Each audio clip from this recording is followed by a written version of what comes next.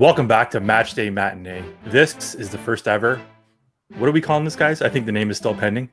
The Matchday Matinee all-time rankings. The all-time rankings across both seasons. All-time rankings. And that was Raghib Sendhu that you just heard. Raghib, how are you doing? I'm doing good, man. I'm doing good. Trying to enjoy through this COVID period. Trying to keep myself busy. As you can see, the podcast is one of those ways. How about you, Mark? Good. I'm your host, Mark Ilarium. I am keeping busy, watching Premier League soccer, a few documentaries. Usual, took up some running as everyone else did in January. But trying to stay busy, and I'm glad I have you guys to listen to some banter about soccer movies with. And also joining us today is Adam Ducker. Hey, how's it going? Good. Adam, what's new in the world of video games? I've been playing a lot of Football Manager Touch, actually, on my Switch, because it's good to play whilst you're watching TV. I got Portsmouth to the Premier League and then got bored, so I decided to do something different. And I started a save as Forge FC in the Canadian Premier League. I want to try and win the Canadian Premier League with each of the 8 teams in like one save file. Well, what you should do is... Oh, you can't bring in custom teams in that, right? Nope. So I'm kind of just stuck with what's there. You can't really... It's really hard to recruit players as a Canadian team. So it's going to... I start with Forge. That would be the easier one. It's going to get progressively harder. And I'm relying on other managers to get us sacked. So I may have long periods of time where I can't be the coach of a team. I hear this guy, Chris Armas, is pretty good. Oh, yeah. Topical. The jury's still out. I'm willing to give him time, but the jury's still out. An interesting thing that I've seen some people do on Football Manager there, Adam, is let's say you're managing Portsmouth, that you only recruit players from the south coast of England. Yeah. Or let's say, you are Atletico Madrid, you're only getting players that are born in Madrid. Yeah. There's a way. I know that some people have challenged themselves to do things like that. Yeah, and then there was that guy that did like a mega season. He pulled all 92 teams, and they could only have players that were from the city they were from. And there was some surprising ones, like Sheffield United finished really high in the table because there were a bunch of players that are born on their half of Sheffield, kind of. So it's interesting, yeah. Maybe. There's not that many players from Portsmouth, though. South Coast. That's why I said South Coast. South Coast is easier, yeah. Adam that may be a good idea for a stream.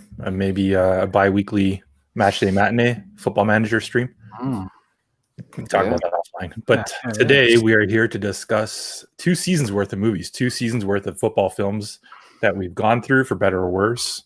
And we are excited. We've waited 2 seasons for this moment to rank these movies from best to worst. And I think we know what's going to come in worst, but I'm really curious to see what's going to be the best movie, because we have 2 strong contenders at the top. Summer of '92 was our number 1 movie this season, and in our first season, the top movie of that was The Damned United, starring Michael Sheen. And can't wait to get to that. So, guys, what I'm going to do now, we have 24 movies. We're going to start at the bottom of this list. Adam, you're going to update in real time as we discuss and place these movies. I took the time to rank my 24 movies, so I'm going to read through them from bottom up, and you guys can disagree as we go along, and then whatever we finally land on, Adam will update. So, in the 24th spot, gentlemen, 2014's United Passions, the FIFA propaganda film. Any disagreements on that end? No, not at all. Okay. Garbage. It's going to be. It should be bottom of this list. Perfect. Number 23 spot. Seaside Town, a.k.a. My English Soccer Adventure as We Know It. The tale of Keeley going down to New Haven to what she thought was coach a men's team, but coach a kids team. Any qualms about that one being a 23rd? No. Perfect. And both of these movies I think we'd recommend not watching. In the 22nd spot, Penalty. Okay. What was it in the first season? The second season, it placed in 11th, just above My English Soccer Adventure. What about the first season? What was 11th in the first season? Good question. I'll tell you what I have just above that in 21, if that matters to you. Sure. Kicking and Screaming. Oh. Ooh, that's a tough match. That's a tough matchup. I'm going to say My English Soccer Adventure is worse. Okay. That's 23rd. 22nd is Penalty. Is Penalty sorry. Screaming? Oh, Penalty versus Kicking and Screaming, basically? Yeah. Oh, penalty's better. Really? Yeah. No way, man. Penalty was so boring. It's better Kicking than and kicking. screaming wasn't amazing. Like, it had some outdated jokes and stuff like that, but penalty was just a slog. Is 2 hours and 8 minutes. All right, you know what? Screaming was moderately funny. I'm pushing. Just because of that Beans character. Penalty was just flat out boring. Yeah, okay, fine. I think penalty's 22nd for me. 22nd? Okay, so 21st, kicking and screaming. Sure. Regav, you good with that? Yeah, I'm just trying to... If you scroll down, it should be catching up. Okay. Yeah, Adam, you have the list going in real time, right? Yeah, I have the list. People watching the video have got an advantage here. If you listen to the audio, we'll try our best to keep saying numbers instead of just names of films. Right, audio listeners forgot about that. Okay. Yeah, kicking and screaming in number 21. Yeah. Okay, so kicking and screaming 21. In the 20th slot, now this will be controversial, I have the cup. Oh, so we're dumping the cup down potentially. Because it was above final score originally, but Yeah. it's another one. It's like a lovely film. It's well filmed in parts, but it's kind of just boring. Like, yeah. So we don't have to disagree about it now. We'll place it in the 20th spot. Sure. And then we'll see what movies come up, and you guys can decide if you want to move that up or not. Yep. So on my 19th spot, I have Captain Tsubasa. Yep. okay. So you guys are okay putting Captain Tsubasa above the cup? Yes. Yeah. Okay. For now. Great. For now. 18th spot, Goal 2, Living the Dream. Okay. Okay. Right? We didn't like this movie. We thought it did a disservice to Santi's character. They went for glitz over, what did we say? Spectacle over heart, I guess. Yeah, there's like no substance to it. Spectacle over, yeah, exactly. Like the Real Madrid Galacticos era. So that's an 18th.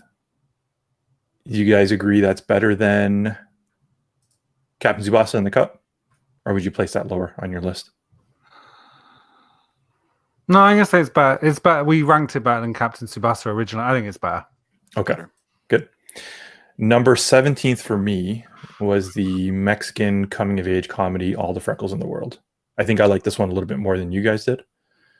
So I think this one's worse than Goal 2, personally. Okay. Adam?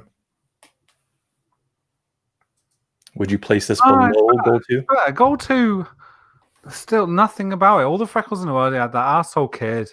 He was kind of funny. He made inventions. He was after that girl. No, I liked All the Freckles in the World better than Goal 2, I think. I'm happy with staying like that for now. We can put it above. That's fine. Yeah, protagonist wasn't very likable in that movie. Didn't really end up anywhere, but it had good scenes to me. Stuff that I enjoyed. Yeah. So, number 16 for me is One Night in Istanbul. So this probably will move up based on how well Regev argues it. And this is it's 2014 film about Liverpool's 2005 Champions League victory. Good movie, hour and a half long. We just thought it was lacking in some areas. Could have been better. But I think for Regev, it had a bit of a nostalgia factor, which bumped it up a bit.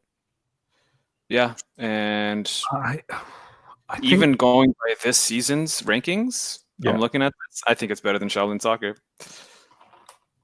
All right, we'll get there.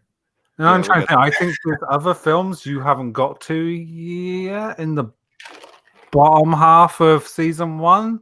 Yep. One Night in Istanbul might be closer to than we think, personally. Like, there's films in that bottom half that are possibly worse than it. Okay. I can stay there for now because other stuff's going to come down. We'll see how it goes, I guess. All right. So in the 15th spot for me was Pele, Birth of a Legend. Yeah, you see, that's the one I was thinking of. Yeah. So this is the Pele biopic that 2016 film kind of came out to coincide with the World Cup, but they managed to do it 2 years late. Showed his rise from the Sao Paulo slums, which we really enjoyed. Showed him as a kid, kind of playing street soccer and stuff like that, all the way to the World Cup 1950s. Was it 8? Americana? Yeah.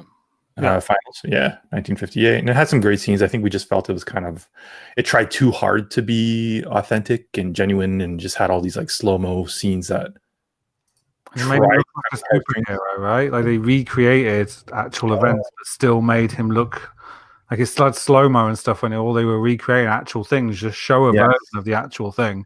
You know what? Now that you say that, I completely forgot about all the Jenga stuff. Yeah. Like they presented Jenga as magic, basically. Yeah. They completely do a disservice to skillful players, like make it out like it's some sort of magic power they had. Yeah. Okay, so here's the thing. So do you guys think that One Night in Istanbul is better than Pele? Yes. Adam? You're the swing vote on this. Yeah, there's a lot that's lame and terrible about One Night in Istanbul, but it's a funner film than Pele. Okay. Pele had some real good highs like that for early when he's a kid and he's running through the favelas and they're playing football and stuff, getting up to mischief. Great, but then it just drops off a cliff as soon as he becomes like adult Pele. It's like or teenage Pele. I just don't care. I think I could see this for sure. Okay, so you're gonna bump One Night in Istanbul to 15. Okay, fair enough. Down to 16. So Pele's wedged between One Night in Istanbul at 15 and All the Freckles in the World at 17. Okay. Actually, just announced today was a Pele documentary coming to Netflix. I don't know if you guys saw the trailer for that. Might be more interesting. It looks really good. So. I saw something, yeah. Yeah, I shared it on our Twitter, so check that out if you haven't. It looks awesome. It looks really cool. Yeah, and all about all of his goals that he lied about. Oh, yeah. And there was also the pettiness that just happened, right? Like Ronaldo just beat his record for... No, it was Messi, wasn't it? They both beat a record. Messi beat his record for one club. Goals scored for one club, yeah. And Ronaldo beat his like career league goals or goals scored in club football or something. Yeah, because there was another title holder, right? That Ronaldo was tied with, and I think he just beat him. Yeah. Somebody from the 50s or 60s. I can't remember who. I forget his name. He's someone that everyone forgets about. Yeah. I'm not going to pretend to try and guess. I can't remember. Right? Sorry? It's not Di Stefano, right? No. Somebody more obscure, which is funny that he holds the record. But Pele went on his Instagram and actually changed his bio to say all-time leading goal scorer, and he included like all these goals scored in his backyard against little kids and stuff. Yeah. Oh, Pele. So for me at 14, I had Final Score. Looking back, I really enjoyed this movie. I know it was like kind of a dumb Olympus Has Fallen type of action flick, but it was really cool. Had some cool footy scenes where like I think a guy was scoring a penalty just as Batista's doing like a motorcycle jump onto the roof, the roof of Upton Park and stuff like that. Like, and then they actually got to blow up Upton Park because West Ham was moving to their new stadium at that point. Yeah. Like something that's not talked about. Like they blew up Upton Park in a film. Like it was really cool. Yeah. It was ridiculous, and like the villains were over the top and stuff like that. But then it had all these like really cool action, like death scenes where I think a guy's hand or head goes into like a fry vat, and I thought it was a cool movie. Yeah. There's a racist old lady that gets ultimately saved by the Indian steward, and even though she's racist to him at the beginning of the game, he like rises above that and rescues her. Like, it's a fun film. Yeah, I like it. I'm gonna keep it at 14. Question now is, are you guys okay with that? Do you want to move One Night in Istanbul up a bit? I'd move One Night up. I haven't made Final Score, so I'm gonna leave it for now. See what else drops down from the bottom half. I think. Right. Okay. So number 13 for me was Shaolin Soccer. Okay. Which you have on the list. You're okay with that, Adam? This is that thing, right? When we've done this already. When we did our season 2 ranking, we had it super high, and then we ended up resetting it at some point, didn't we? And put When Saturday Comes above it. Yeah. I feel like I think this movie's shit. I think it's one of the biggest movies aside from Ben like Beckham to break into the mainstream. So when everyone talks about like what's the greatest soccer movies of all time, this automatically comes up. Yeah, I know, but just because it's mainstream doesn't mean it's good. No, 100%. Like I struggled to watch it. I didn't think it was that great. Worse. I think I'd rather rewatch Final Score than Shaolin Soccer. Yeah, I don't think I would ever watch Shaolin Soccer again. Like, yeah, like I've watched it like never. I think I watched it when I was younger, and then we've watched it for this. I'm probably never going to watch it again until the day I die. That's it. I'd rather watch Shaolin Family Soccer, which is yeah. We discovered a whole bunch of new movies off of Soccer Mom's Twitter. Yeah. Some interesting ones. There's a lot of films that we don't have on our list. Our list is at like 200 and something, and she's reviewed 350. She definitely beat us. Yeah, missing some somewhere. Yeah. Okay, so that's in 13 for me. If you guys want to bump that down, go for it. I'm gonna say I'm gonna put that, like, I would put it above Pele, but I would put it below One Night in Istanbul, honestly. Okay. I would even put it below Pele, actually, if I had my way. It's hard, right? Like, looking at, I think they're in the right place, but then other stuff might come in and move them around, right? Still, You don't think One Night in Istanbul was better than Shaolin Soccer? well, no, because we didn't put it. I know, like, this is a merging, so we're kind of reassessing them all. We should have. We put One Night in Istanbul at 7th and Shaolin Soccer at 6th. This is our chance to rewrite history, man. We're not like I know or anything. So, do you know what tier? So here's where I'm coming from. The tier that I see Shaolin Soccer in is The Cup and Below. That's the tier I see that movie in. Big take, man. It's better than that. It's not better. It's better than Pele. I would actually rewatch Goal 2 over Shaolin Soccer. I don't want to see. I don't know. I've seen Goal 2 again. I've seen Goal 2 enough times. But there's a reason for that. I would never rewatch Shaolin Soccer if my life depended on it. I don't know. I say we keep on going. Keep on going. Let's discuss. See where things land. We can start from the bottom again and work our way up, kind of, and see. I'm okay where it is, like mid-table. Okay. Let's see. So in my number 12 spot, I have Ultras. This was the 2020 film about Naples, a group of Ultras that are kind of aging out of their current role as the leader of the Ultras group, which I don't really recall at the moment of what they were called, the Apaches. Yeah. And leading way to a new generation. This starred a guy named Agnello Arena as Sandro. And he was an actual convict. Like, he spent 20 years in prison, came out, starred in this movie. Thought he did fantastic. This movie had an amazing soundtrack as well by Liberato, who was also from Naples. And it was kind of like a love letter to that region, right? Like, you had the Maradona murals all over the city, and then they had these awesome scenes with the flares and the tifo on top of rooftops and stuff like that. So I'm looking back on it fondly. I mean, this is one of the first movies that we reviewed, but in my memory, it holds up. Maybe I'm looking at it with rose-tinted glasses. I don't know about you guys. It holds up. No, it holds up, man. I rewatched it actually after we talked about it. I still enjoyed it. Awesome. Holds up. It's one, like, I have the soundtrack on my Spotify list, comes up from time to time, and I'm on shuffle and instantly, like, evokes memories of that film, like the scenes, like the beautiful, like, landscapes that it shows, and like a romanticism about, like, Italy and stuff. It holds up. Like, if it ends up in 12th, then that's cool. Like, mid-table, I think there's things that weren't great about that film, but it's certainly I think people expected a little bit more of it, right? But it was kind of like a hour and a half of the life of these Ultras, right? Two different generations, like the ultra young kids and then these older generation guys who think they still have something to prove. And I don't know if people expected to see them in the arena more, but for what it was, I thought it was awesome. I'd recommend it. Yeah, 100%. 12th place. Now getting into 11th place. This is a movie that I loved, Diamantino, 2018 movie. Gabriel Abrantes and Daniel Schmidt directed it, and it is a really odd take on a Cristiano Ronaldo character who adopts a kid who he believes to be a refugee and actually ends up being a super spy. And then it gets more and more absurd to the point where it becomes like almost like a James Bond plot. There's like an antagonist that has an underground layer, and then even when he's trying to clone him, right, to make the next generation of Wonder Stars, he's too stupid to be cloned. Like, he might actually die during the process just because of how dumb he is. Then the footy flicks in this scene were amazing, where he would be dribbling in like these pink clouds around these giant puppies and all that. Like, just a really surreal movie that I loved. I think it holds up at number 11, definitely. Definitely the most absurd film we watched, for sure. I think you and me, Mark, liked it more than Raghav. Yeah, this is number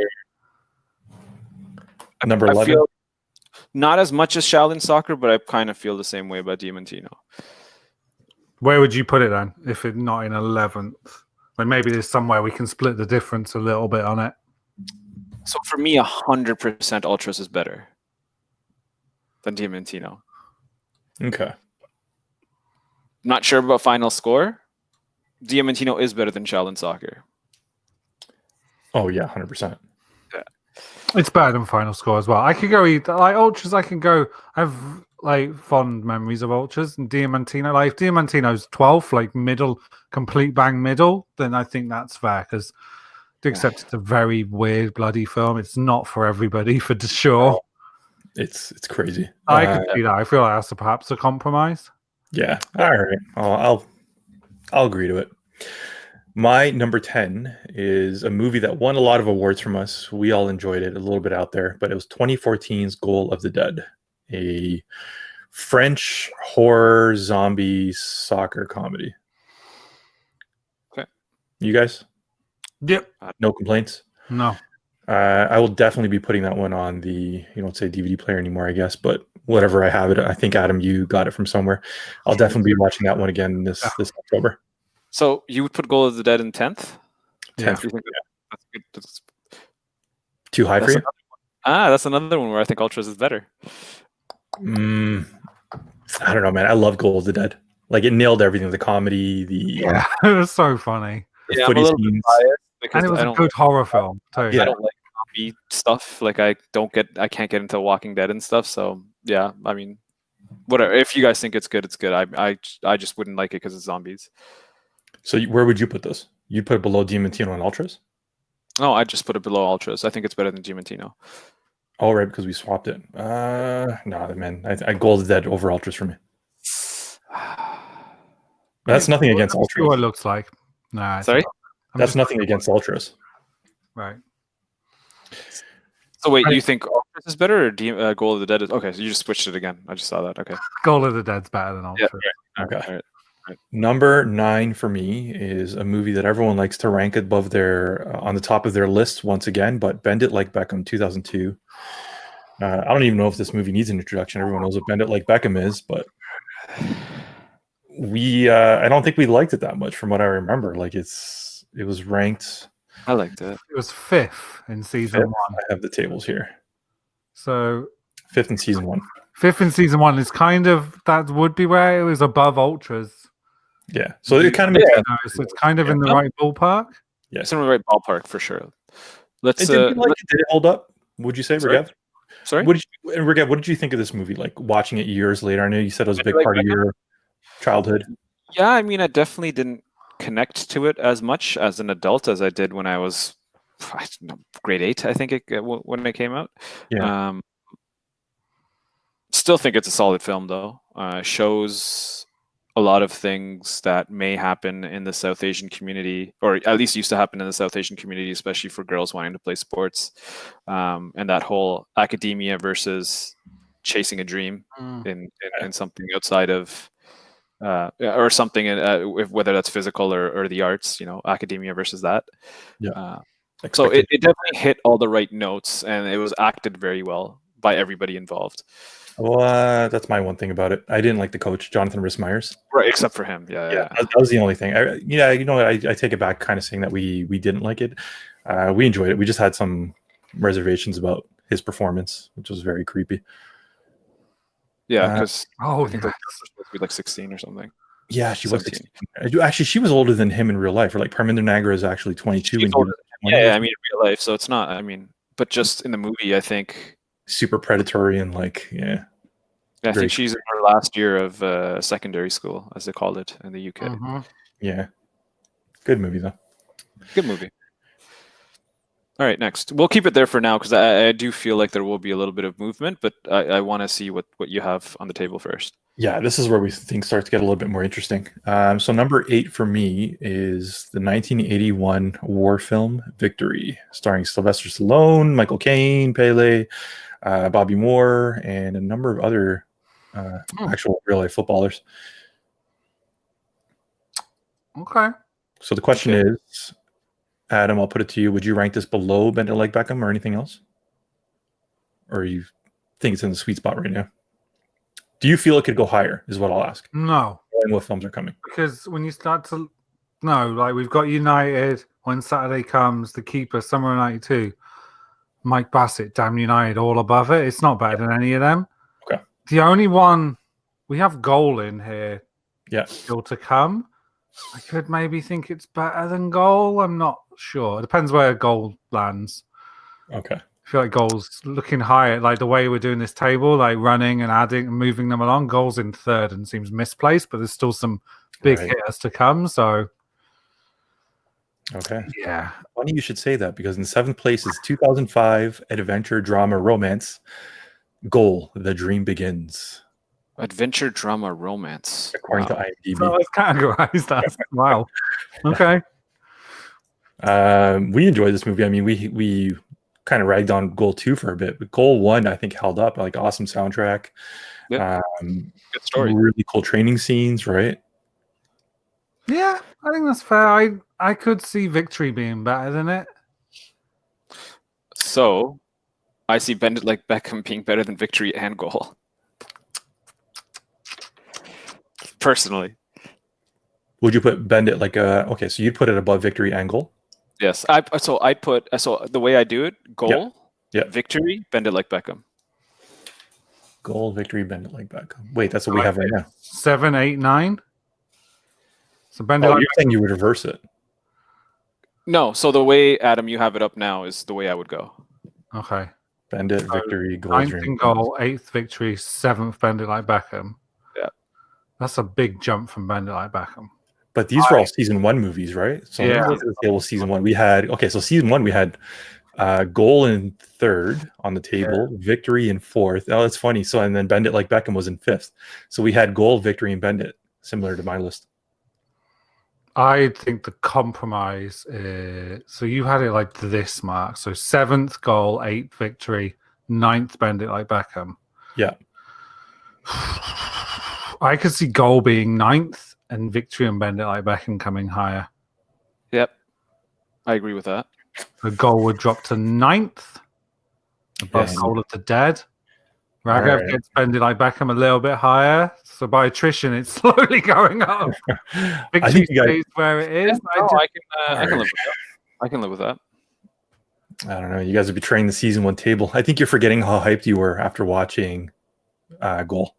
We did put it 3rd. It's hard to knock it down to I was hyped watching Goal because it's a movie that I had grown up with. But when they're pulling up to St. James Park and I think it was Kasabian kicks in. And, you got me thinking now. Glenn, my father saw me play against Fulham. Right? Yo, honestly, I think Victory drops to 9th, man. I think Victory drops to 9th. All right. So Goal, Bend It, Victory? No, Victory goes at the bottom of that list. So Goal, Bend It, Victory? Goal, Bend It, Victory. It's 3 movies that are pivoting right now. What are you putting in? Bend It, Victory. Goal, Bend It, Victory. Exactly like that. Okay. I can 100% live with that. All right. Sure. Adam? Cement it? Yeah, go for it.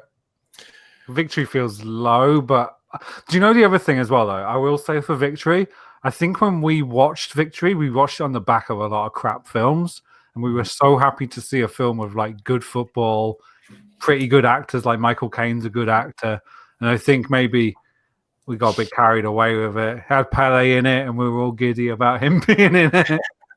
So yeah, maybe that feels fair to maybe Bend It. Yeah, it's a good movie though. I mean, the ending with them beating the Nazis and everyone was going nuts, and they escaped while they were going nuts. And then even before that, I think the only kind of qualms we had about that movie was how chill everyone was. The prison guards would come. Hey, I was going here's a sandwich, right? Or they had their own bunkers where they were kind of planning how to escape. And Stallone broke out, and they just calmly let him back in, like nothing happened. Yeah, okay, I can live with that. Victory in 9th. Captain Hatch, the Canadian hero. Yeah. Okay, so Victory in 9th. So jumping back to 6th place, I have the 2011 film United. It wasn't what we expected. I think we all kind of expected a tale of the Busby Babes in that era. And it ends up really focusing on the Munich air crash. And it did a great job of that.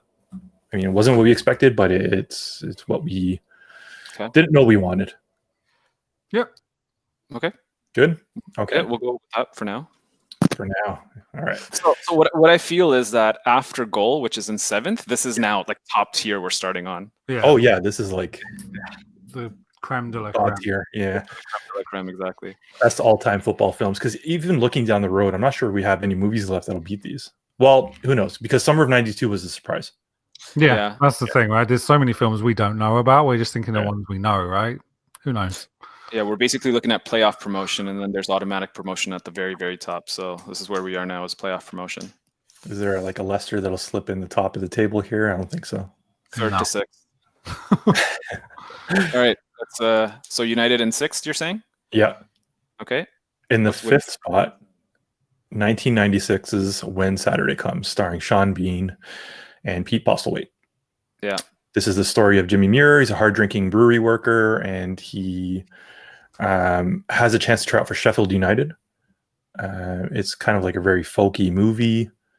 Adam's uncle stars in it, and yeah, I kind of enjoyed it. It was like really depressing. There were some weird moments in it where, like at the 90 or like the 80th minute, suddenly he turns his complete life around, and the entire movie changes. But, for the most part, we liked it. Yeah, yeah. I mean, fifth feels fair. That's where it caps out, kind of. Yeah. There's some cool like FA Cup scenes in it as well. So fourth, this is where things get interesting, I guess. You guys will start to. Yeah, sorry. Can I just say something about When Saturday Comes? So if we're talking about When Saturday Comes, I actually do think United's better. What did you like better about United over When Saturday Comes, Griff? A lot of the acting, for sure. Jack O'Connell, for sure. The fact that it's based on a true story, which was really tragic for one of the biggest clubs in England. And then just how they sort of came out of that. And just basically as a period piece, how they showed Manchester in that time. But then When Saturday Comes is also a period piece of 1990 Sheffield. Yeah. Yeah, but we just discussed in the last episode how we didn't even think the acting was that great. Yeah, his little brother is terrible. Yeah. I mean, I'm looking at our table. I think I took some of the season 2 table as an influence when I was making my list. Yeah. Yeah, I don't know, man. I think United's better. Just put Bobby Charlton. Nah. When Saturday Comes, I find it hard. I feel like I have bias just because of my affinity to the area. Yeah. But I'm unbiased in this, right? It's a more wholesome film to me. There's more to it. When Saturday Comes? Yeah. We really enjoyed this movie, I think, looking back on it. You had those scenes where, like, Sean Bean was in the gentleman's club with, like, the captain's hat, and his buddy's telling him, like, you have a tryout tomorrow morning. Like, what are you doing? He's like, one more drink. And then it cuts to him, like, with, I think, a stripper dancing on top of him. Absolutely smashed. Yeah. It had a lot of cool stuff. I can go either way, man. You guys make the call. And Pete Postlethwaite is the coach that's giving him the chance. Is really good in it. Yeah. Annie, his girlfriend's really good in it. Really authentic to the area as well. They showed like all the factories of Sheffield and everything. This movie's almost like due for a remake. It's just the cinematography of it wasn't as good as like United. United had some great scenes where they go into the I can't remember what it was, Adam, you mentioned in the last episode, but when they're in the one room with all the coffins lined up. Oh yeah, the school gym kind of thing. Yeah, right. Yeah. The actual plane crash, there's like a spot of blood on the snow, and you see the seats have been ejected, and then there's one amazing scene of Old Trafford at night, just lit up, and it looks fantastic. Saying that, When Saturday Comes is like just not a pretty movie. Plotline is really good though. Okay, yeah. I'm willing to go either way on that. United, When Saturday Comes, the top four. Okay. Fourth place, Mike Bassett, England manager. Ooh, way higher. Way higher. Way higher. All right. It's a different movie than what's left, right? It's comedy. It's a straight comedy. Yeah. Okay. Just keep going. Let's put it in fourth. Yeah, I feel like let's hear you out, and then we'll argue them out, because this is obviously the business end of it, where we've got to decide the best of the best. This is these three movies for me are clear cut, but in third place for me was The Keeper. Okay. The story of Bert Trautmann, the Manchester City keeper, World War II veteran. Mm-hmm. We really enjoyed that 2018 film. Mm-hmm. Third place. Second place was, you guys ready for it? Damned United over Summer of '92 in first place. For me, I enjoyed Summer of '92 so much. I mean, Damned United is not it's an amazing movie. Michael Sheen's performance in it, as he's kind of the bad guy of the movie, right? He's the protagonist of the movie, but at the same time, he's his own worst enemy. That whole story of like Brian Clough's rivalry with Don Revy and Peter Taylor. Was it Peter Taylor? Peter Taylor's his assistant, yeah. Their kind of bromance and everything that they've gone through, and going down to like Brighton and Hove, and he brings them with them, and awesome movie. I recommend everyone watch it. At the same time, Summer of '92 for me, the story of Denmark and the 1992 Euros was amazing. It had comedy. It wasn't slapstick comedy. It was just enough to keep you interested in these characters as more than like what's the term? Like not parodies of themselves, but caricatures of themselves. So for me, I'm putting Summer '92 first spot, 2015, and Damned United in the second spot. All right. So do you guys have any reservations about putting Keeper in third? Yes. Mike Bassett is better. Oh, right. Mike Bassett in fourth. Okay. Have at it, gentlemen. Adam, go for it first. Argue your position of what give us your top four, Adam. Give us your top four in order. So Keeper fourth, Mike Bassett, Damned United, Summer of '92. Damned United's a really well-made film, but there's something about it. It's so dense. It's like it's a history lesson. Yeah, it's almost inaccessible if you don't care about that era. Yeah.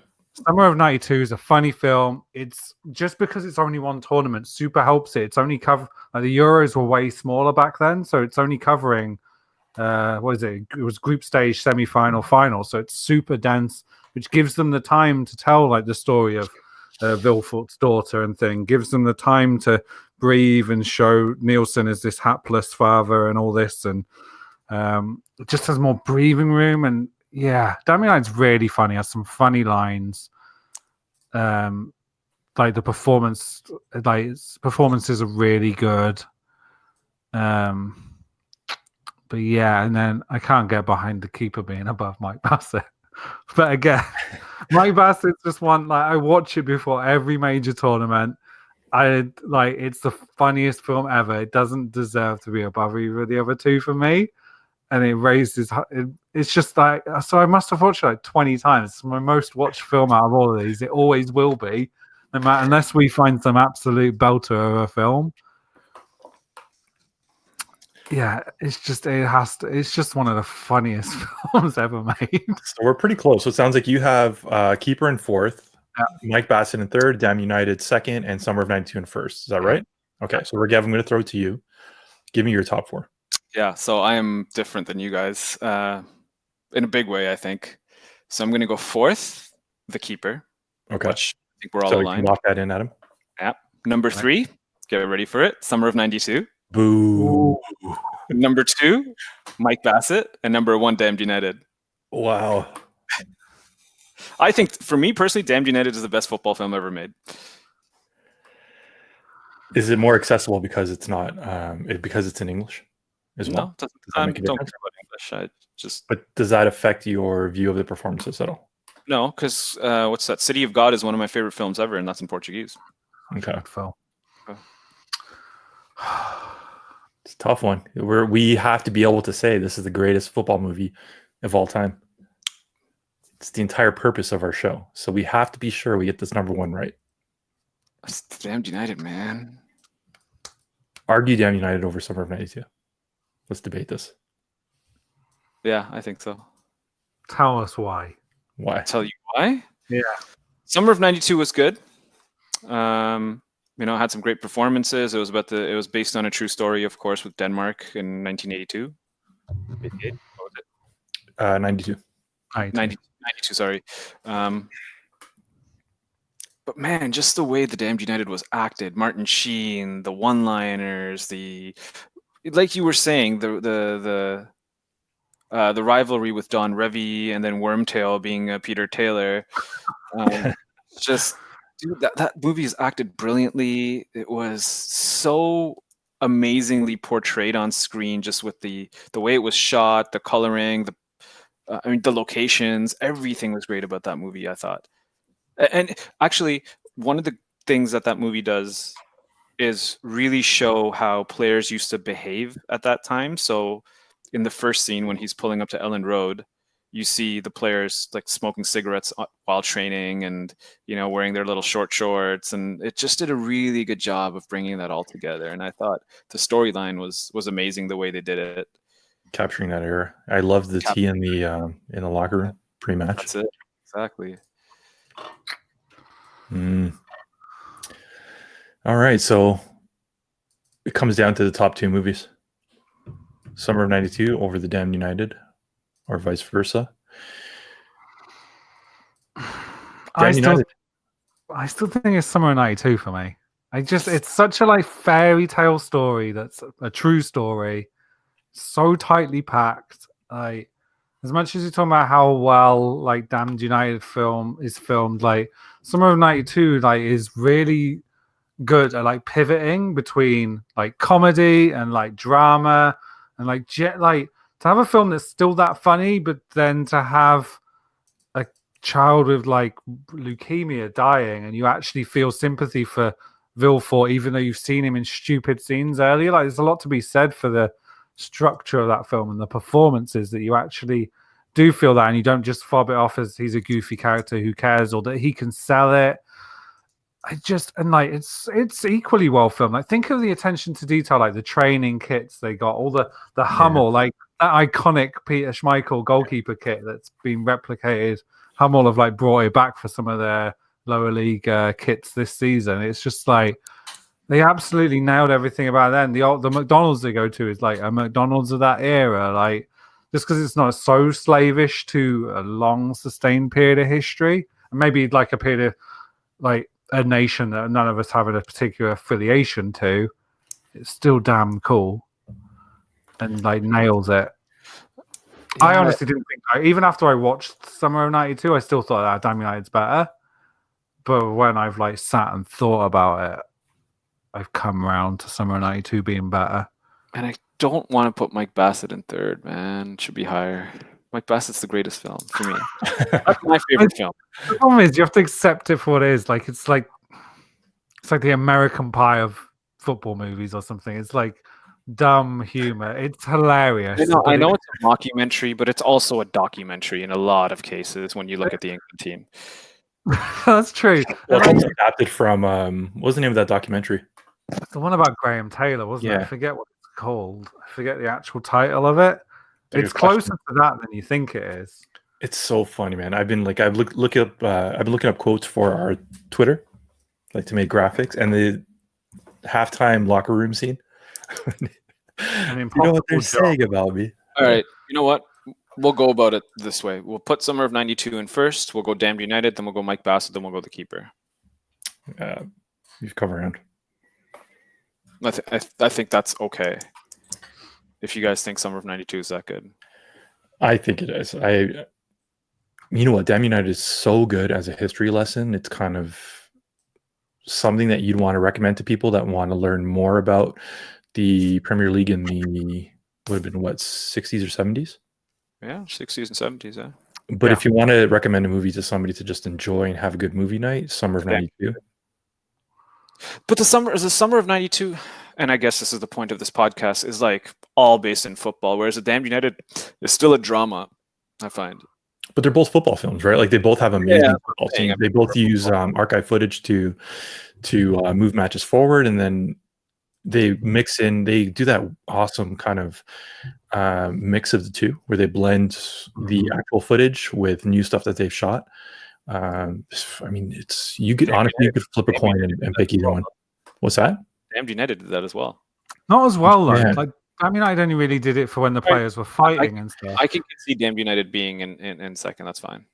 Yeah. Well, Summer of '92 didn't try to emulate what the footage looked like. They just did that really unique kind of shot where it was isolated to those two players.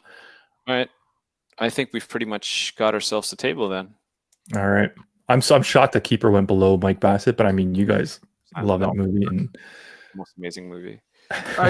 My basket will drop further, but it doesn't drop below the keeper for me. Like ultimately, when we do the season 3 version of this, Yeah, it caps out at some point, but it's just so good. Like it really is. I think Mike Bassett could always be fighting for a Champions League spot, to be honest. For me, anyways. Top 4. Okay. comedy still works, and it's surprising it's about 20 years old and the jokes still hold up. And I don't think there's anything too offensive. I mean, there was stuff that had aged worse in Kicking and Screaming than in Mike Bassett, from what I remember. Mike Bassett hasn't really aged that badly. I mean, No, There's just the one scene where Tonka has that prostitute in his room. Oh, right. Yeah, there's He some. Yeah. refers to her gender. Yeah. And but I mean, Kicking and Screaming had worse stuff where he was confused by 2 lesbian moms, which doesn't make sense. Yeah, and it's like a kids movie kind of. So we finalized our list. The first ever Matchday Matinee rankings of all time, patent pending or name pending on that one. We'll probably come up with something better by the time we have the graphics for this. So in first place, or should I go backwards? Do you guys think I should start with 24th and work our way up? It's a little bit more of a drum roll. 24th is United Passions, no surprise there. 23rd, My English Soccer Adventure. 22, Penalty. 21, Kicking and Screaming. 20th, The Cup. 19th, Captain Tsubasa, European Daikeson. 18th, Goal 2, Living the Dream. 17th, All the Freckles in the World. 16th, Pele, Birth of a Legend. 15th, One Night in Istanbul. 14th, Shaolin Soccer. 13th, Final Score. 12th, Diamantino. 11th, Ultras. 10th, Goal of the Dead. 9th, Victory, aka Escape to Victory. 8th, Bend It Like Beckham. Number 7, the original, Goal, The Dream Begins. 6th, United. 5th, When Saturday Comes. 4th, The Keeper. 3rd, Mike Bassett, England Manager.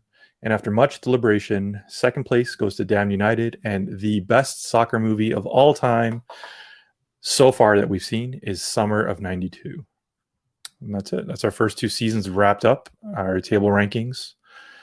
Good list. Good list. I agree. Only a couple stinkers on there. Only a few that I would not recommend people watch. But it's been great. A lot of good movies, and I look forward to season 3 when we'll add 12 more to this list, and hopefully that's in the top half. Not in the bottom half. Actually, I think we are going to watch some crappy movies on purpose, just to have a real decisive wooden spoon winner. So season 3 is in the works. We put it out there on Twitter. If you have any recommendations for us, we're not going to try and do a schedule beforehand. It got a little bit too hard to manage with movies leaving services and trying to manage watching films around certain dates and stuff like that. So we're going to wing it in season 2. We'll let you know beforehand on the Friday of which movie we're going to do on the coming Monday. We'll have that on our Twitter. So if you're not already following us, make sure you follow us on Matchday Matinee to know what's coming up in the upcoming episodes. Give us feedback. Let us know what you want to watch. And on top of that, we have really cool stuff on there. We're putting a lot of behind-the-scenes stuff, some fun quotes from movies. We're even getting into news of TV shows and movies that are coming out. So be sure to follow us. Make sure you don't miss anything. Gentlemen, thank you for joining me tonight. Regev, where can everyone find you? Yeah, so you guys can find me at Raghav Sandhu on Twitter and Instagram. Make sure you engage with me, talk about football, and also follow the Matchday Matinee Twitter account as well for all the great content that Mark just said. Yep. Adam Ducker, where can people find you?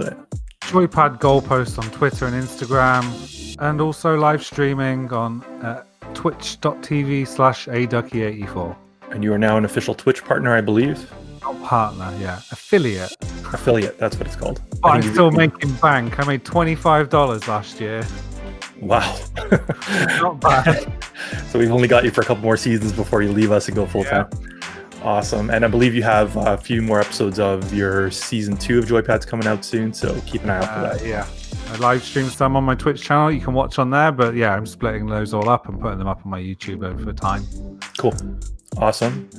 Thank you for joining us. We hope you enjoyed our debate of what is the greatest footy movie of all time. The next time you see us, we'll be starting season 3. We haven't decided what the first movie will be yet, but follow us on Twitter and you will know before everyone else. Thank you for joining us from the Terrace to the Theater of Dreams. My name is Mark Gillerim, and this has been Matchday Matinee.